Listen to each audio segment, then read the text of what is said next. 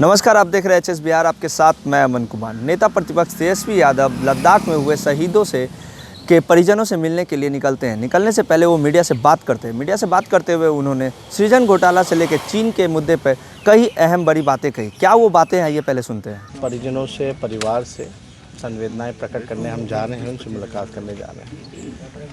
और एयरपोर्ट पे भी हम लोगों ने श्रद्धांजलि दी थी और जो कुर्बानी दी है उनके सम्मान में, मान में परिवार को जो संभव मदद मिलेगा, एक मजबूती के लिए जो है उनके परिजनों से हम मुलाकात करेंगे। हालांकि एयरपोर्ट पे श्रद्धांजलि जब दे रहा था तो कुछ लोगों से मुलाकात हुई थी, लेकिन घर जाके हम जो है मिल नहीं पाए।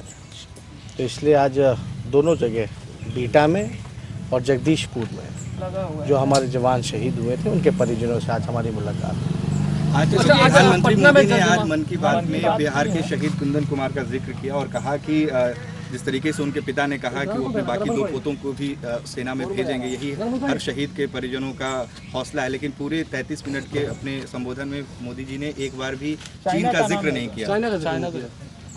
अब देखिए, ये तो उनकी मन की बात है। अब हम कैसे बता सकते हैं कि वो अपनी मन की बात में क्या कहें। हाँ, इतना है कि जिस तरीके से उनके पिताजी का बयान आया था, हर एक हिंदुस्तानी का जो है सीना चौड़ा हो गया था, फूल गया था। जो मजबूती उनके पिताजी ने दिखाया है शहीदों के, उसके लिए मान है, सम्मान है।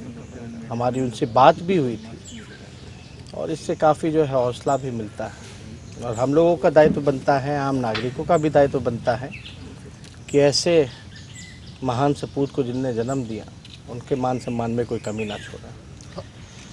अब चीन पे क्या कहना है, नहीं कहना है, हम लोगों ने अपनी बात जो है हर एक प्लेटफॉर्म पे कहा है।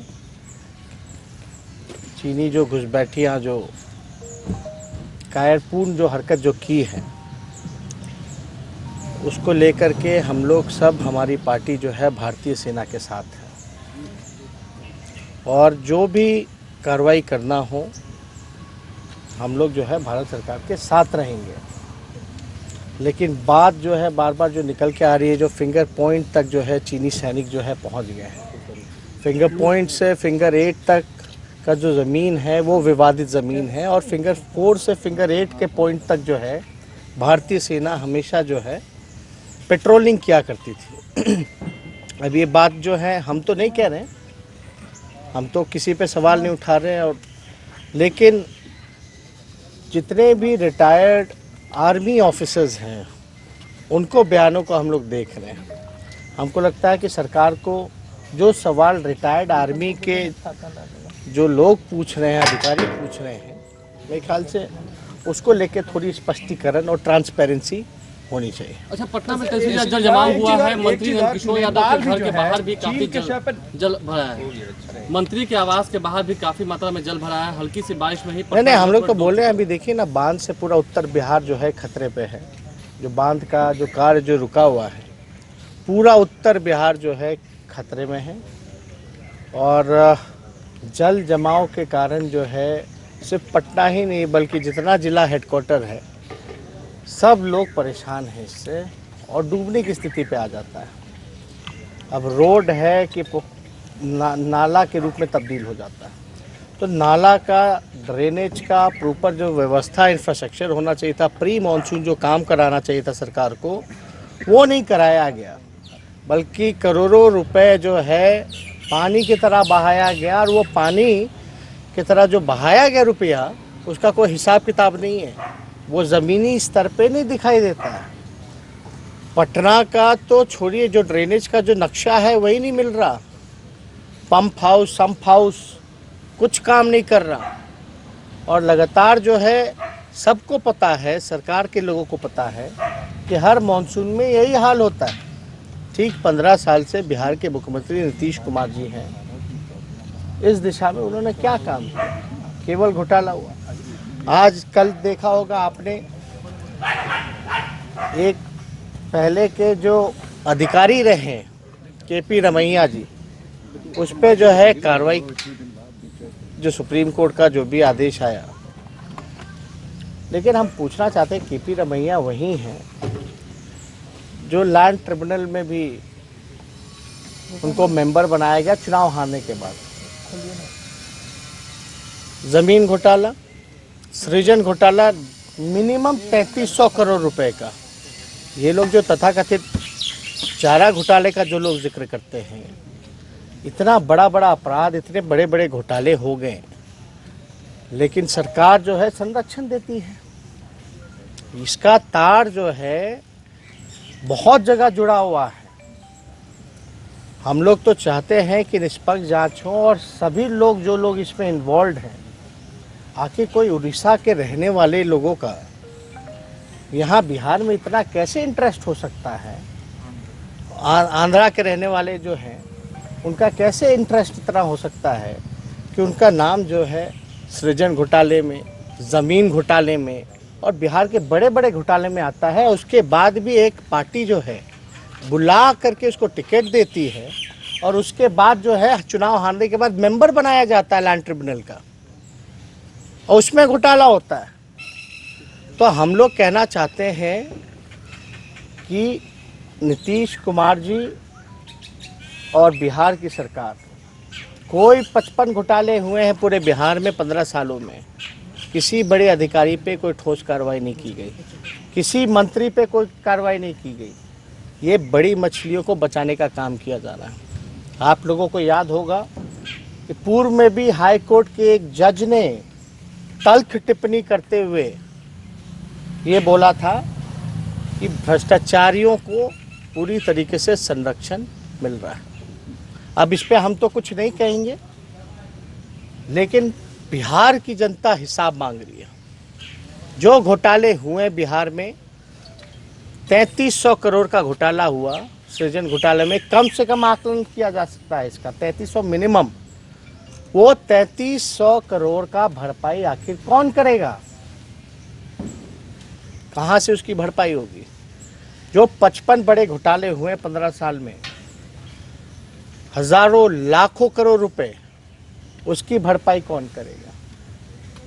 और चारा घोटाला को ये लोग बढ़ा चढ़ा करके बोलते हैं तो मात्र 46 लाख का घोटाला था, लेकिन हमको उस पर कुछ कहना नहीं है।